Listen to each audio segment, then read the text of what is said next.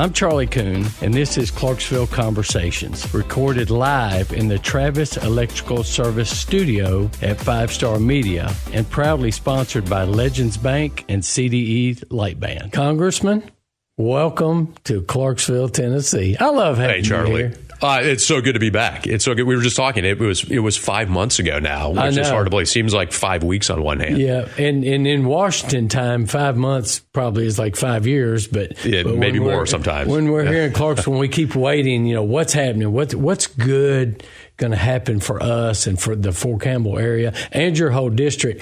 There's a lot to talk about. There is. I know you've been doing a lot. There is. There's a lot to talk about. Let's first start, because we were just kind of talking about it before we started this. Talk about your district now and what it looks like in the near future. Absolutely. So we have 14 counties currently, and in the redistricting, we go down to 8 counties. And so we have a smaller geographic area. We add 3, Sumner, Trousdale, and Macon are the 3 new counties. Yeah.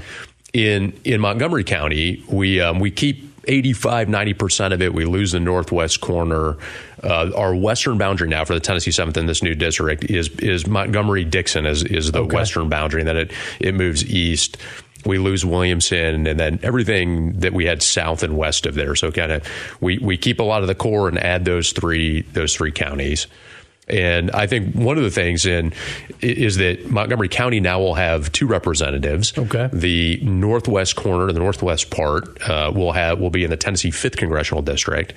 And then our district, Tennessee 7, will have the remainder of Montgomery County. So effectively, we were just talking about it, but 2 representatives here that will be able to fight on behalf of Clarksville, Montgomery County, and Fort Campbell. Yeah, I think that's great. And when we're advocating for Fort Campbell, the one strength that we have with our partners in Southwest Kentucky is having the 2 senators from each state. And it just helps us as we're advocating for things. Just to have, the more support you have, the better. Absolutely. And we have a great case in point here when you came to D.C. and would love to talk about that. This is a great example of advocacy for Fort Campbell working so well.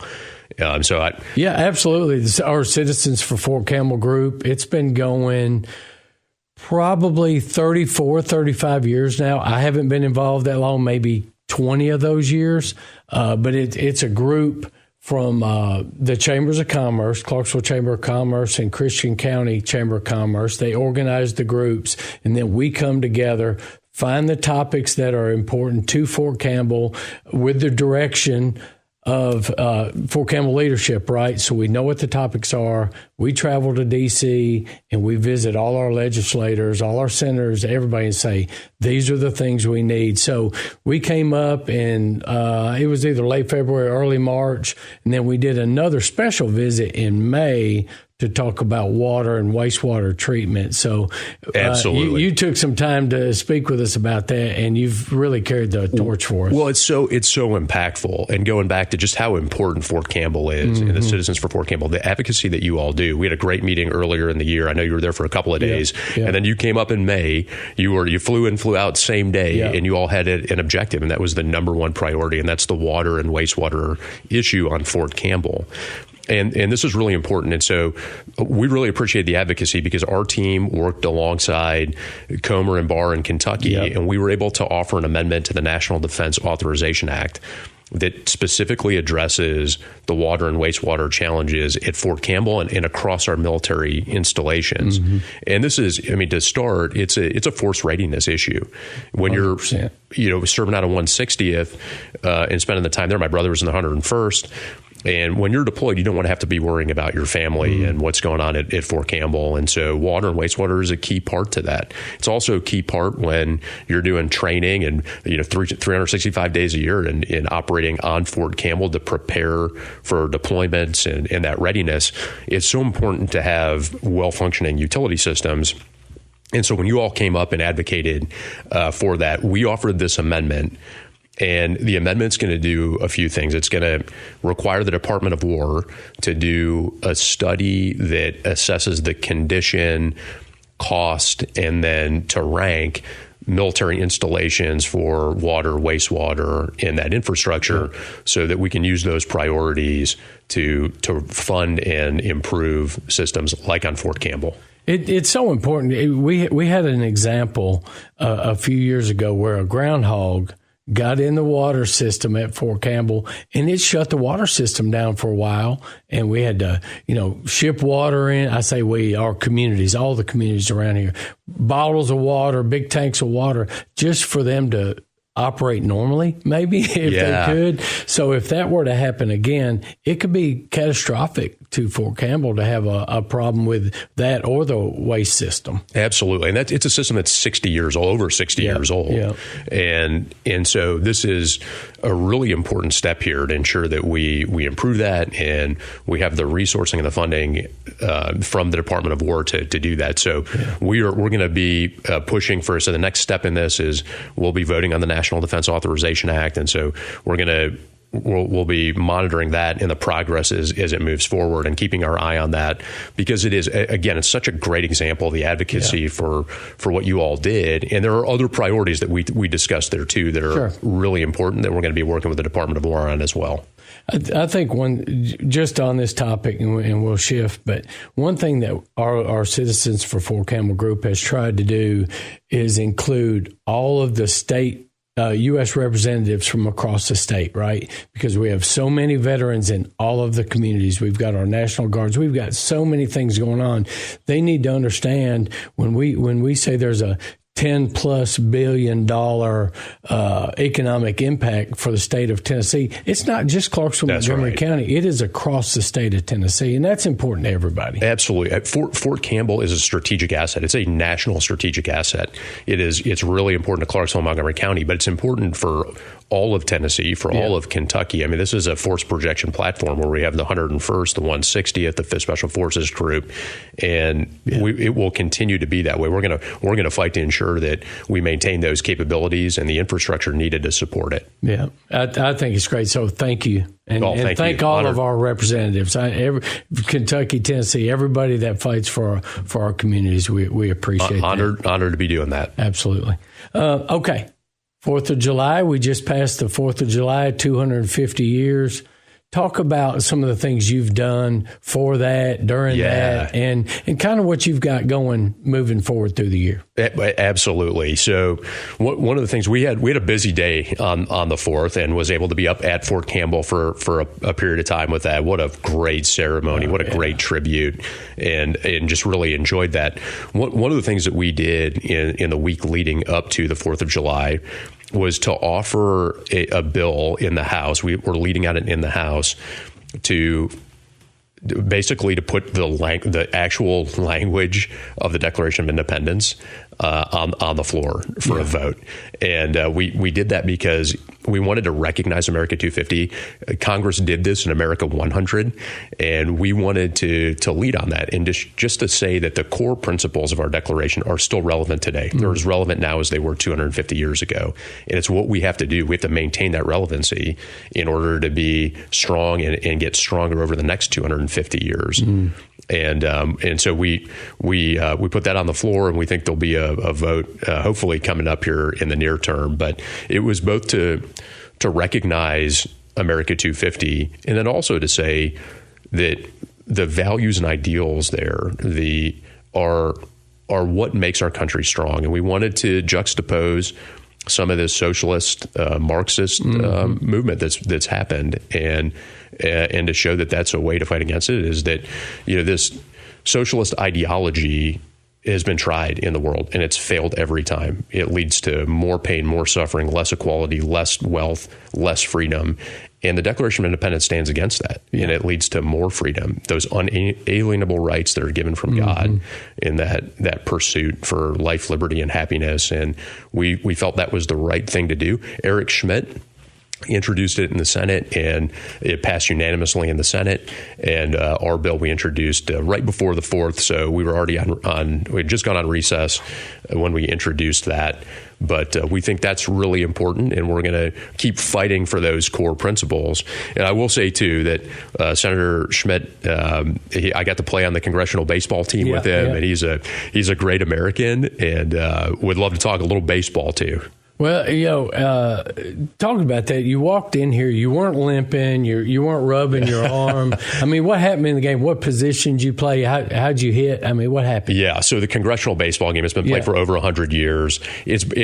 All the money goes to charity, so it's a great cause. It's bipartisan, it's Republicans versus Democrats. Mm-hmm. And it was all of the 2025 starters. So the same starters from a year ago started. And so because everyone's old and broken in this, there are unlimited pinch runners. Yeah. So I was able to get in. I pinch ran 3 times, scored on 2 of those. There you go. And what an incredible experience. I'll tell you, Charlie, it was growing up playing baseball. Baseball founded by Abner Doubleday, incidentally, a West Point grad. And so I've just loved the sport my entire life. My dad loved it, and my brother and I played growing up. Before the games, played in the Nationals ballpark, and before the game, my wife and daughter were able to be on the field with me for warm-ups as we were going through all of that. That's cool. And I got to hold my daughter's hand and run in the outfield, and I just think that is just one of my happiest places, and being able to be doing a sport that I love with my family for a really important cause, and we won big in the game too, so that helped all of it as well. And that stadium is really nice. I went to a game there earlier in the year, and just the thought of baseball. Even we also just went to one in Colorado, a Rockies game, and it wasn't because I was for one of the teams or not. It was just being at a game, getting a hot dog. That's it. And sitting there and then just enjoying the atmosphere. So that's what baseball. You can, sometimes the games take a little bit of time. But you just relax and enjoy yourself. It's America's pastime. It is America's pastime. It's America at.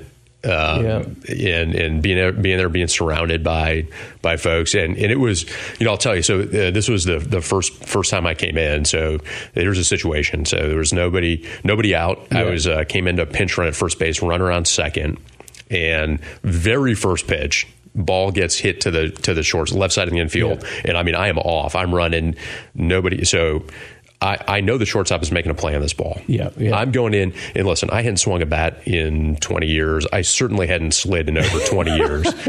And some of this just innately comes back. It's like what we say in the Army. It's like your training comes back to you. And so I was going into second with the thought in my mind, hey, I'm going to break up a double play. So I got to go in hard. That's what you do in baseball. You go in hard in the second base. Yeah. Well, I went in, and this was a cleats up slide. Well, the shortstop missed through the ball, threw it behind the second baseman, so it goes into the outfield. And so I didn't have to break up the double play, but I popped up and I scored from second on that missed throw, and that was so fun. Just a fun moment to contribute to the team's victory. And we got after August Pfluger is a representative out of Texas, and he hosts the after party.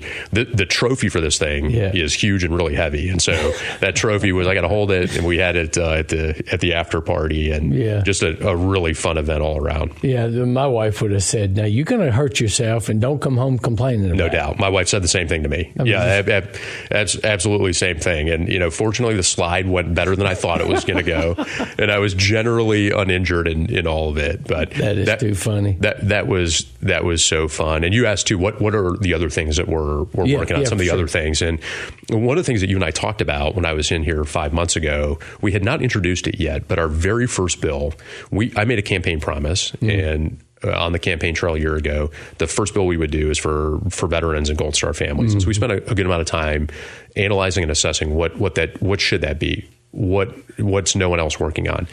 And so we came up with the Honor Gold Star Families Act, which we introduced back in March.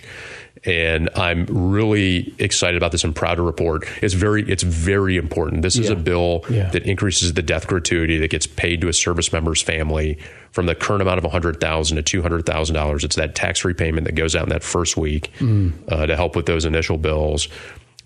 Our bill proposes to make it retroactive to January 1st to cover Operation Epic Fury and to provide an annual cost of living adjustment. And no one else had lent on it, and so we took the time to research and develop it. We have 21 co-sponsors. It is endorsed by Gold Star Wives, Gold Star Mothers, National Guard Association, a whole bunch of other organizations. I'm on the Four Country Caucus, which is bipartisan. It's Democrats and Republicans, all veterans that work together on military and veteran issues. Bills can get sent through that caucus in a blind vote. We got 100% from Republicans and 100% from Democrats on that. Wow. So we are working a standalone bill. But what I'm really proud of two things. One is that language from that bill has been included in the National Defense Authorization Act. So we feel good about it moving forward. And that is slightly modified from our original bill intent. The amount would increase to $165,000, still provide the cost of living adjustment, would not make it retroactive because of PAYGO rules in the National Defense Authorization Act. But we have a dual track going, so we feel good about the NDAA and the movement there with the amendment. And we're also going to continue to work it as a standalone bill. It was introduced 2 weeks ago in the Senate, the companion bill by Senator Sheehy. So we have a companion bill now in the Senate. Wow. Really strong support, and we feel good about this making its way forward. Really important for families going through the hardest thing that they've ever gone through, to alleviate a little bit of that financial burden, to have it keep pace with inflation. We think that's the right thing to do. Yeah, and when we talk about service members and then Gold Star family members, we have a lot in our communities and in Tennessee, and you can see the license plates sometimes, and we've got our Gold Star monuments out at Fort Campbell, all those things. It's kind of, I know it hits home with you because you know a lot of these folks. Yeah. And so not only is a bill like this the right thing to do, but it's personal. Absolutely. Right? I was fortunate enough to go back to the 160th Regimental Change of Command, which is always wonderful going back to. I also went back during WANZA, the week of Night Stalker activities, for the memorial. Yeah. And in both of those events, I saw Gold Star families who I'm friends with. And you just talk about amazing people and patriots who have sacrificed everything so much for this country. And we've been able to talk a little bit about our bill, and they're very supportive, and they help to inform the bill. And it's not the last one we're going to do. I mean, we're thinking about what else can we do to help Gold Star families, and we will always be working on behalf of that. But you're right, it's personal, and having that personal tie and connection back, both to the unit that I serve with and fought with, and to the broader community, is really personal and important to me. And for our team, to make sure that we keep pushing to get all of this right and to improve how we support and serve our service members and Gold Star families. Yeah. Well, I appreciate you taking the lead on that. And, thank you. And we've talked a lot about, Gold Star families and Fort Campbell, but your district is much bigger than that. Yeah. So let's talk a little bit about what else you do in your district, because you've got Montgomery County, and I'm not a service member. I have the opportunity to help support. But then you have Dixon and that whole group of folks down through there. What do they need? What are you working on for them? Well, let me start by saying the approach that we've taken here for our outreach and for constituent services. I'm very proud of our team, and we have our district director, deputy district director, and team that are out in the 14 counties. We set a goal in that first 3 months in office. We wanted to do a few things. We wanted to advance that Gold Star bill, but we wanted to be in all 14 counties in that first quarter for us, and we did that. We've been in all 14 counties, and we've met with elected officials, business leaders, nonprofits. We've toured businesses.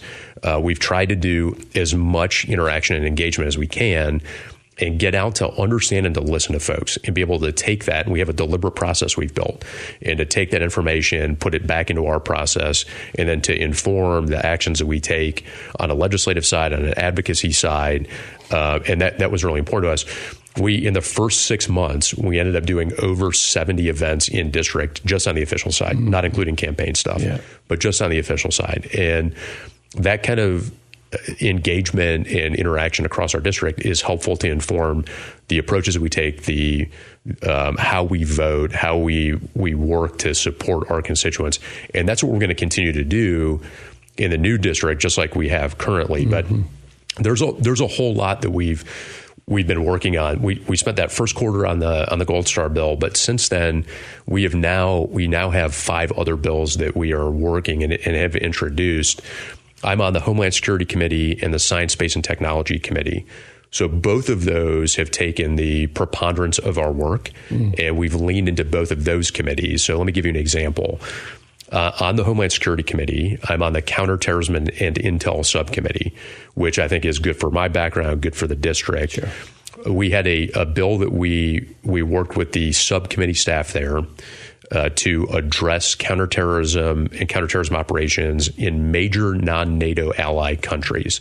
So these are countries that have that MNNA distinction, categorization that we have. It enables better trade deals, better military engagement, those kind of things.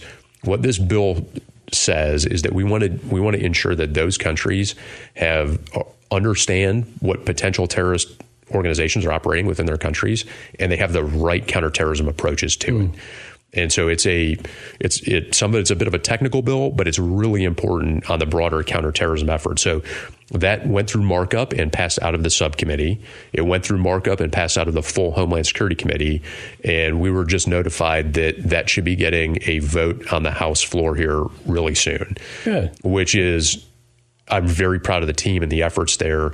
We've leaned in hard to support Homeland Security, and I think for someone that's been in office for 7 months now, we are working really hard, and it's a little uncommon to have all of the movement we've had legislatively. Yeah. And so I'm really proud of the efforts in the team, and we're going to keep doing that. But that's a good example of something we've driven out of Homeland Security to broadly support our district, but also the country in that. We talk, I think another example of something that's coming up on the forefront here, we've talked a lot about infrastructure and the infrastructure needs for Montgomery County, but for all of the district. And this is something that we hear as we travel around the 14 counties is as we grow in Middle Tennessee and those requirements are needed, the Transportation and Infrastructure Committee, which I don't sit on, but T&I as it's called, they just marked up and passed the big highway bill. Yeah. And so that's their flagship bill. This is going to be $580 billion in funding over the next 5 years. That will be really significant and important to Tennessee for a variety of reasons, but to include, it's going to expedite and streamline some environmental reviews that will hopefully get projects moved faster.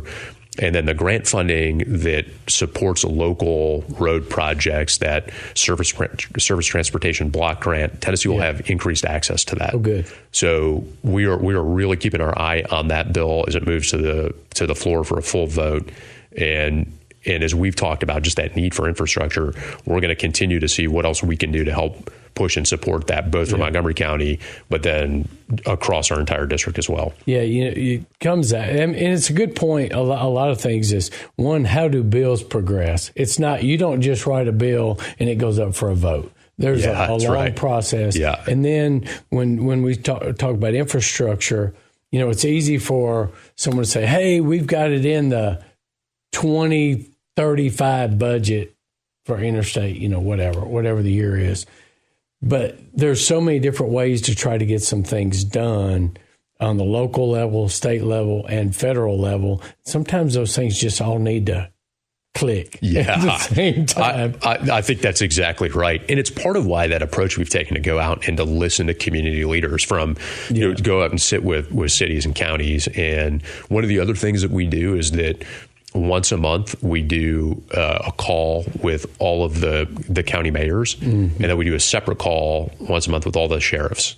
Oh. And so it's really twofold. I spend probably 10 minutes or so to give them a Washington update. Here are all the things that we're working on. Here are all the things to think about, but also to hear from them on a routine basis too, to understand what is it that they're hearing and what can we continue to help work and push. But to your point, this kind of integrated effort between local, state, and federal, and having really good relationships across that federalism approach is really important, and that's what we're trying to do. So you're not only speaking to your constituents, but you're talking to government leaders. So we'll say Mayor Golden, right? Yeah, he's a target. Yeah, he's in our county, right? So you guys have continuous dialogue, because he may hear something that you don't hear when you're out in the street, right? So you guys just kind of, and you might be able to vet some of the concerns that come to you. I'm speculating, right? No, that's exactly right. Mayor, I'm hearing this. Where are we at on that? And then you guys just kind of That's exactly right. Mayor Golden is awesome. His team is awesome. And that's exactly right. Is we want to have that good two-way communication so that we both can push information that we're working on, like Homeland Security issues, like science, space, and technology that we're working on. Here's how it's going to apply to the district. But we also want to hear what's going on and what should we be thinking about.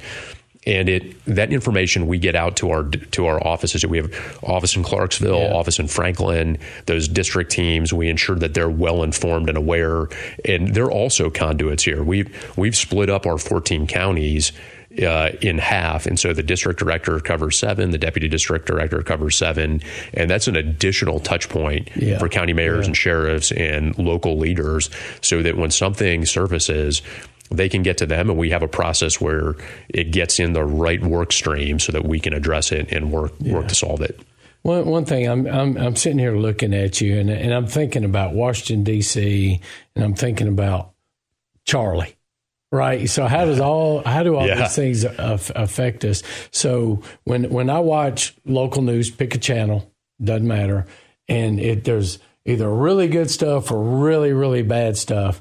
When you come back to the district, what is your message to your constituents about the future of not just our district, but the United States? Yeah. Overall, I am bullish on America, on our future. We are our best day. We've done amazing things in this last 250 years. Our best days are still ahead of us.